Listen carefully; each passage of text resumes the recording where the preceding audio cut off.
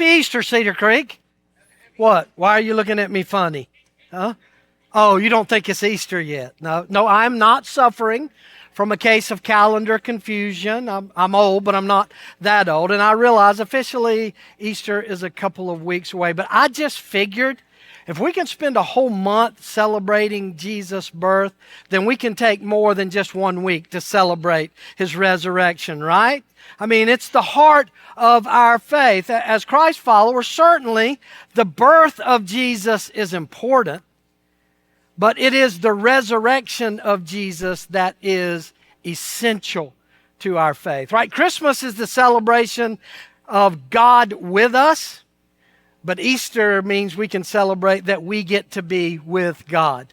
And I'm not just talking about in heaven when we die. I mean right now. Because of Easter, the resurrection, broken, hurting people who are stumbling through life can have an intimate daily relationship with a holy, perfect, faithful, loving God. And I look forward to taking several weeks to celebrating that because it's the foundation of our faith.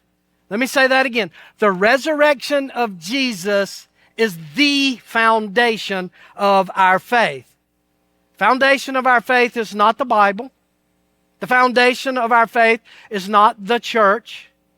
The foundation of our faith is not even the words or the miracles of Jesus. It's the resurrection. Why do I say that? Because if Jesus wasn't resurrected, all this other stuff, it's just smoke and mirrors. In fact, look at what the Apostle Paul says about it in 1 Corinthians 15. Paul says, "And if Christ has not been raised, our preaching is useless," and then check this out, "and so is your faith." So you can see why I want us to spend more than just 1 week focusing on and celebrating the resurrection. So here's the plan over the next several weeks. Today, we're going to kind of take an overview of that last week of Jesus' life, kind of look at some things that were happening, maybe that you haven't thought about during that Passion Week. And then next Sunday, Palm Sunday, as part of our worship celebration, we're going to take the Lord's Supper, communion, together as a church family. These beautiful symbols of His broken body and shed blood to remember His sacrifice. So I think that's going to be a great way to officially kick off Easter week. And then, of course, Easter Sunday, Resurrection Sunday, in addition to gathering for just an incredible time of corporate worship on Easter Sunday morning, we're also going to get to celebrate with some of the folks in our church family who are taking a next step in new life baptism, because I can't think of a better way to celebrate the resurrection than watching firsthand how the resurrection continues to transform lives even today, 2,000 years later. So that sound like a good plan? You on board with me? Great. Well, I hope you'll be a part of all or as much of it as you are possibly able to over these next 3 weeks. Now, let's get started for today. Like I said, we're going to take an overview of the last week of Jesus' life and His ministry, the 7 days between Palm Sunday and Easter Sunday. It is officially referred to in Christendom as the Passion Week. Now, many of us are familiar kind of with the big events that happened that week, whether you grew up in church and learned it in Sunday school, and if you're old like me, you know, they use flannel graphs to teach the lessons because we didn't have PowerPoint and all that cool stuff. Or maybe you didn't grow up in church, but you've been to some Easter services, or you've been to some Easter pageants, and you kind of know the story. And the problem is, because we're so familiar with the events of the last week of Jesus' life, it can start to feel more like a myth or a fairy tale or a once upon a time.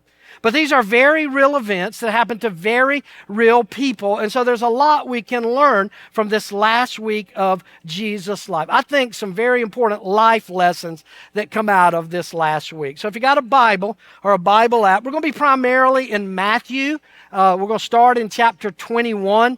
We are going to bounce around and look at some of the other gospel pieces from the other gospel. So we'll be moving around a lot this morning, but we're pretty much going to stay in Matthew. And here's why. Because while all 4 of the gospel writers include the events of the last week of Jesus' life, only two of the gospel writers were actually there, gave eyewitness accounts, right? Matthew and John.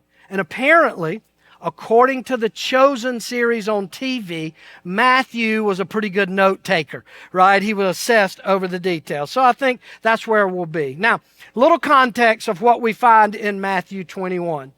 This is coming towards the end of Jesus' 3.5-year public ministry. And as his ministry gets further and further along the pace of his ministry, things start to move forward a little faster. There's a little more tension in the air, right? It's kind of coming to a climax. His tension between Jesus and the religious leaders, it's peaking at this point. They want to take him out.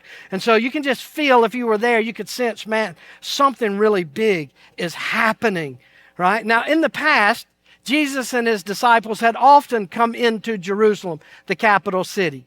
And they tended to just kind of come in, no fanfare, nobody paid them attention when they came or when they left. But this time is different. This time, Jesus doesn't walk into the city. He rides into the city on the back of a donkey.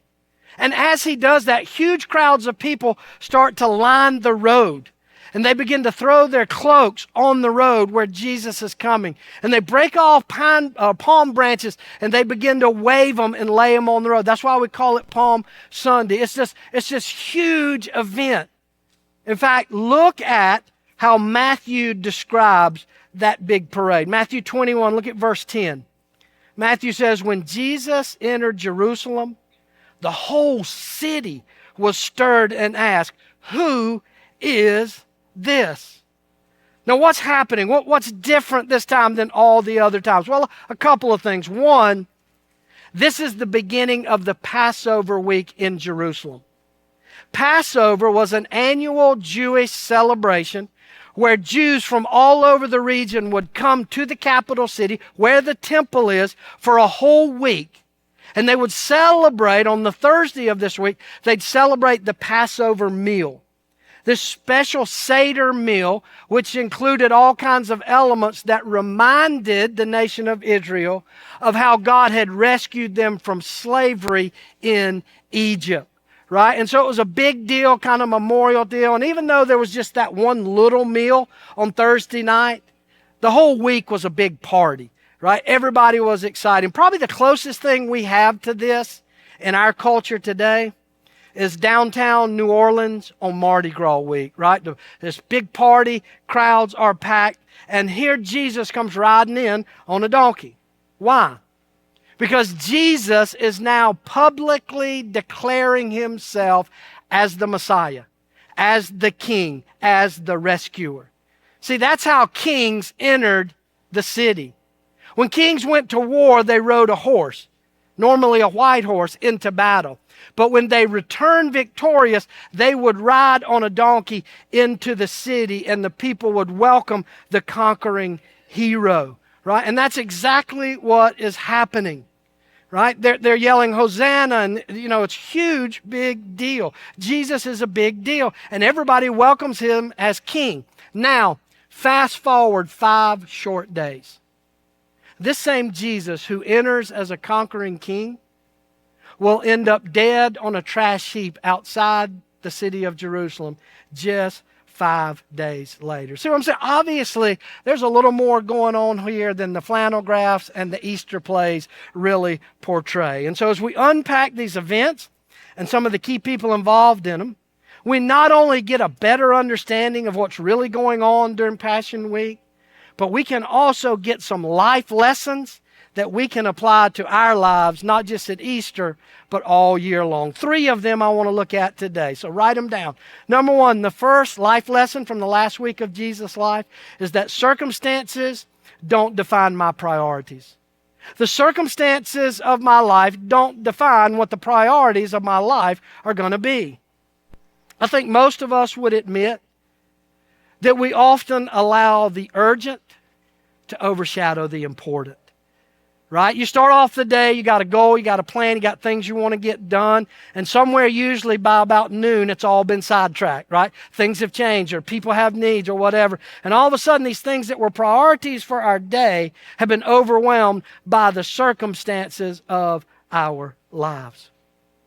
Obviously, the last week of Jesus' life was important to Jesus, but it was also an incredibly busy and chaotic week.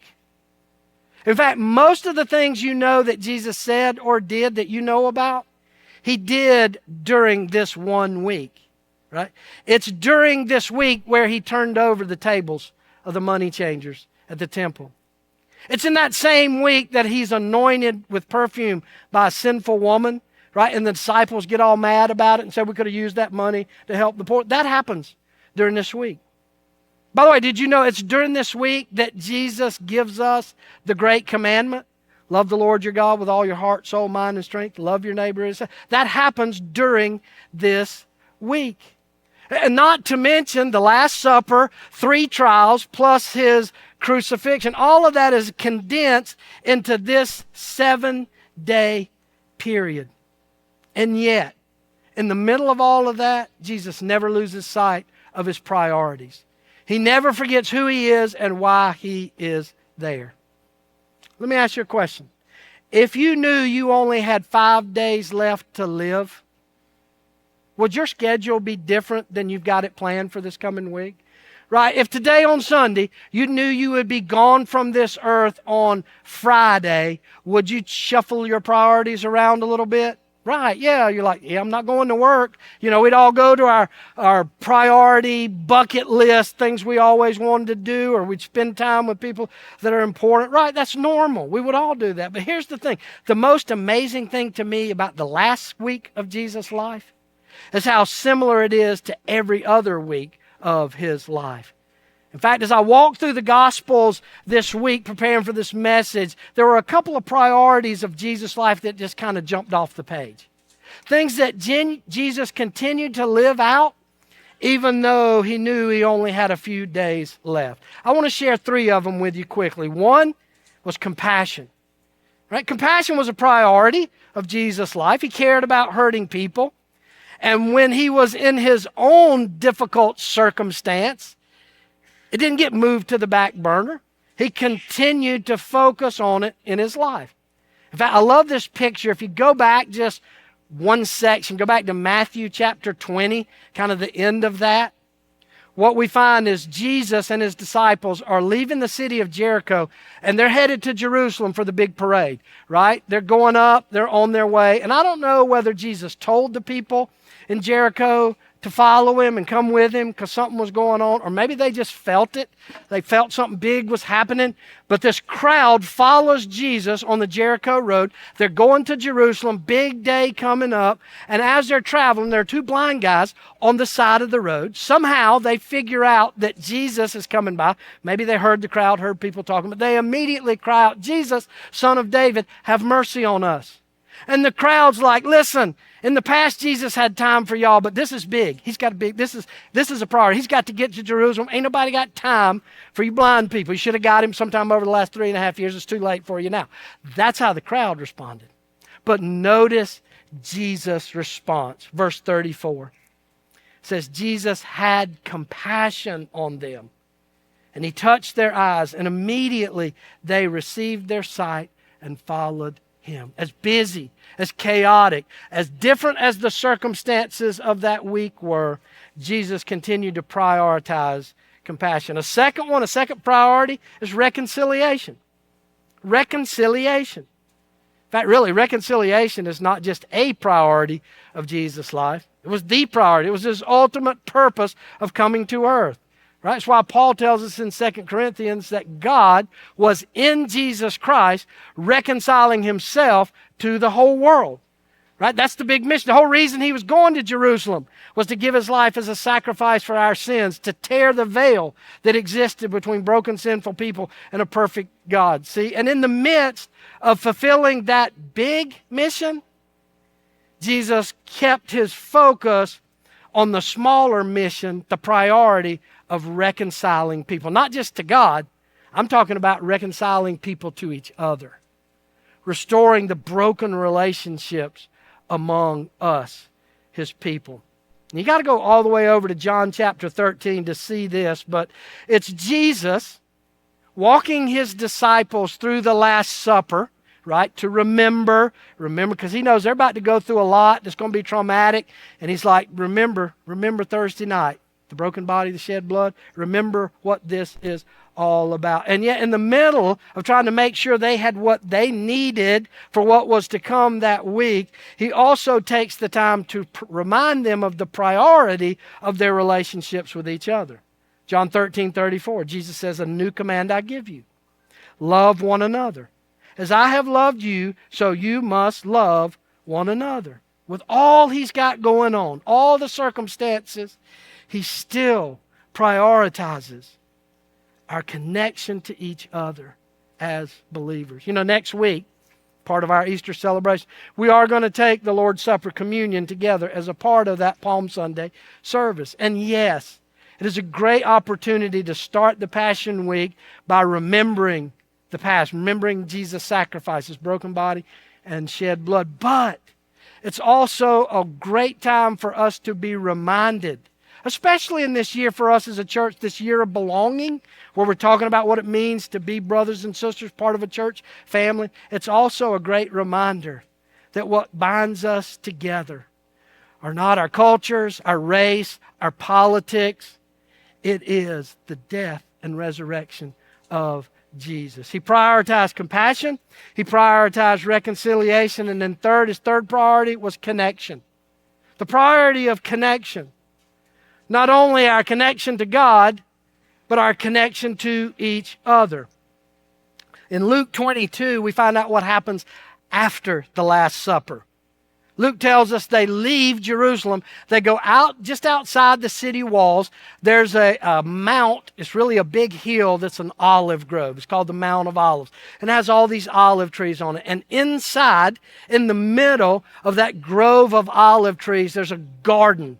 And it's called the Garden of Gethsemane, right? You know this part of the story where Jesus calls his disciples and then calls his three closest disciples, right? Peter, James, and John, to come with him. And he goes into the garden. He begins to pray. And he asks God to take the cup away because he knows what's coming. It's this powerful moment. It's where Mel Gibson's movie, The Passion, starts, that opening scene, right? You're familiar with that. And you see it and you go, yeah, that makes sense. Because he's God, he knows what's coming. He knows every lash of the whip. He knows the nails. He knows what's coming. So this is a crisis. See, we see it as Jesus doing this like in a crisis moment. But don't miss this. Luke doesn't want us to miss this. Look at what he says about Jesus in the garden. Verse 39. It says, Jesus went out as usual to the Mount of Olives, and his disciples followed him. See, this was a regular part of Jesus' life. Crying out to God that way was not a new thing, right? In fact, Luke tells us earlier in the gospel that Jesus often withdrew to lonely, quiet places to connect, to cry out to God. And that he often pulled his group of 12, his disciples, to be with them, took them on these retreats to get away from the crowds and the needs of people, to lean into each other. See, the problem, church, is when we enter a crisis, we do the exact opposite. We don't lean in, we lean away. We start to disconnect and distance ourselves from God, maybe because we're mad at him or we think he's mad at us. And so we hold God at arm's length and we hold others at arm's length. When it all starts to feel like it's falling apart, what do? We put on a smile. We say, fine, I'm fine, you're fine, we're all fine. And it's a lie, we're not. And we're unwilling to lean in to keep that priority. Listen, if Jesus knew the importance of connection in the chaos and crisis, how much more important is it for us to do the same, no matter what the circumstances? Circumstances don't define my priorities. Jesus does. Now, before we jump on to number 2, I want to take a moment. Just look back over those 3 things you wrote down. These 3 priorities during the last week of Jesus' life. Compassion, reconciliation, connection. Compassion, reconciliation, connection. Those probably seem familiar to you if you've been at Cedar Creek for any length of time, right? We pretty much harp on those 3 things all the time, right? Stay focused on Jesus, right? Stay close to Jesus, right? Love one another. Lean in, connect, help, do life with one another. And keep looking for ways to help hurting people we pass along the way. Stay focused on Jesus. Stay connected to each other and keep looking for ways to be the hands and feet of Jesus over and over and over again. Why? Because that's why we're here. You know, in the 32-year history of Cedar Creek Church, the circumstances in and around the church have changed dramatically and frequently. You know, from 5 couples meeting in a living room to about 100 people meeting in a rented daycare center, to buying this property, you know, building this building, opening multiple campuses, then going through a senior pastor transition from our founding pastor to me, and then going together through COVID. Man, the circumstances are constantly changing. And when they do, what do we say? What are we going to do? What are we going to do? It's COVID. What are we going to do? What are we going to do? I tell you what we're going to do. The same things we've always done. Stay focused on Jesus, stay connected to each other, and keep looking for ways to care for the hurting people around us. And I hope that will be the same priorities for us for the next 32 years or 132 years. Why? Because circumstances don't determine our priorities. That's not just true for us corporately. That's true in our individual lives. Jesus demonstrates that so beautifully, that priorities don't define my circumstances. Now, number 2, second life lesson from the last week of Jesus' life. Personal preferences can limit my view of God. My personal preferences can limit my view of God. Here's what I mean by that. We all have personal preferences when it comes to practicing our faith. How we like to do it. Maybe it's built on tradition.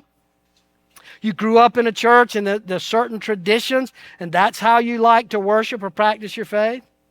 Or maybe personal experiences you've had. Maybe you've had times in your life where God was really moving and working and transforming you, and there was a certain person preaching, or you were studying the Bible in a certain way, or there was a certain style of music that was kind of the soundtrack for that season of your life where God was really moving and working. And what happens is all of a sudden we decide, well, if God moved and worked in my life with that going on, then that's the only way. Right? I got to have that kind of music. I got to have that preacher. I got to have that kind of church. I got to have that. And we turn these personal preferences, we deify them like they're holy. Like they come out of God's Word somehow, right? Or that Jesus spoke them. And we miss where God is moving and working in our lives right now. Listen, that is exactly what was happening with the religious leaders during Jesus' day. If you'll flip back to Matthew 21, you see what happens right after the big Palm Sunday parade. Jesus rides that donkey right down to the temple. And he gets off the donkey at the temple courts. He turns over the money changers' tables, but he doesn't run away and hide. He stays right there in the temple courts. And there are people coming to him that need healing. He's healing the blind. He's restoring the hearing of the deaf. The lame are getting healed. The cripple are leaping. And the children are running around the courtyard of the temple, repeating what they had heard their parents saying a few hours earlier in the Palm Sunday parade, right? They're singing, Hosanna to the Son of David.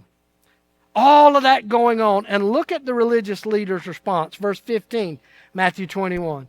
It says, but when the chief priests and the teachers of the law saw the wonderful things Jesus, did, and the children shouting in the temple courts, Hosanna to the Son of David, they were what? What's that word? They were mad. Now think about this. Blind people are getting sight. Lame people are being healed. And the children are running around outside the church praising God, and they're ticked off about it. Why? Because it didn't fit with how they thought God ought to move and work in their midst. Listen, it's easy to paint these religious leaders as just a bunch of self-centered, self-righteous, power-hungry people, but that's not always the case, right? You need to understand these religious leaders, these guys had devoted their entire life to God. Their entire life. They had literally memorized the first 5 books of the Old Testament. Right? They memorized. Some of you are reading through the Bible this year. You got to Numbers and Deuteronomy. You just, your eyes glazed over and you started drooling and you just gave up. You couldn't even get through reading it. These jokers had memorized it. Not to follow rules because they were passionate about it. But the whole reason that they were so obsessed with the law and all the little details of the law is because they had become convinced that until they got all the sin out of the nation of Israel, Messiah couldn't come. If they didn't clean up the act of the people, then Messiah would not come. That's what they believed. They were sold out to it. And what's really interesting, looking back, it's always, what do they call it? Hindsight's always 20/20. But what's so strange is so much of what they memorized in the Old Testament, so much of what they knew about the law and the prophets, it all pointed directly to the very things they were seeing happen right in front of them. Right? You read the Old Testament, it's happening. And they don't miss it, or they don't see it, they miss it. Now I wonder if at any point, while Jesus is doing all this stuff, I wonder if their minds ever went back to what God said through the prophet Isaiah. Behold, I'm doing a new thing. Can't you see it? And their answer was no. No. They dug their heels in and they decided that the only way God could work and move was the way that they thought he should work and move. And they missed it. The world around us is changing faster than ever before. The culture around us is constantly changing. And so it's natural in the midst of all that change to want to grab hold to things that we're comfortable with, things that we're used to, things that we understand. And while that is a natural tendency, if we are not careful, doing that can cause us to miss what God is doing right now in our lives, in our church, and in our world. So let me ask you a personal question. Be honest. Is there some place in your life right now where your personal preferences are keeping you from seeing maybe a new thing God is doing in your life, in our church, in the world? And if so, what are you going to do about it?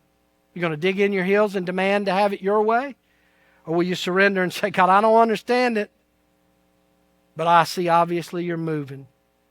The best thing to do in the midst of all the change around us is to keep our eyes on an unchanging God who's always doing a new thing. Whether we get it, understand it, or are comfortable with it or not. Don't let my personal preferences limit my view of God. And then finally, maybe the most important life lesson from the last week of Jesus' life is that disappointment doesn't define my hope. The disappointments I experience in life do not define whether or not I have hope. Best picture of this during the last week of Jesus' life is this crowd. This crowd of people in Jerusalem who kind of keep showing up at key points in the story, right? They show up on Palm Sunday, singing Hosanna, waving palm branches. And then you get to Friday morning, they show up out in front of Pontius Pilate's palace, right? They're in all these places, and it's so interesting to me how dramatically they change. And what I want you to understand about the crowd is the only human reason that Pontius Pilate sentenced Jesus to be crucified.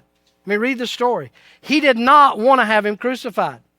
And he was not intimidated by the religious leaders. He'd already turned them away several times. But when the crowd turned, Pilate turned. In fact, look at this back and forth between Pilate and the crowd early that Friday morning. Matthew 27. What shall I do then with Jesus, who is called the Messiah? Pilate asked. And they all answered, crucify him. Why? What crime has he committed? Asked Pilate. But they just shouted all the louder, crucify him. I mean, what changed?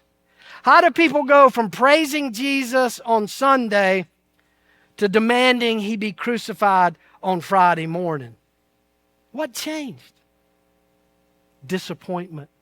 they were disappointed in Jesus. Now stay with me. You got to understand what's really going on here. Behind the Easter pageant, there's some real life drama.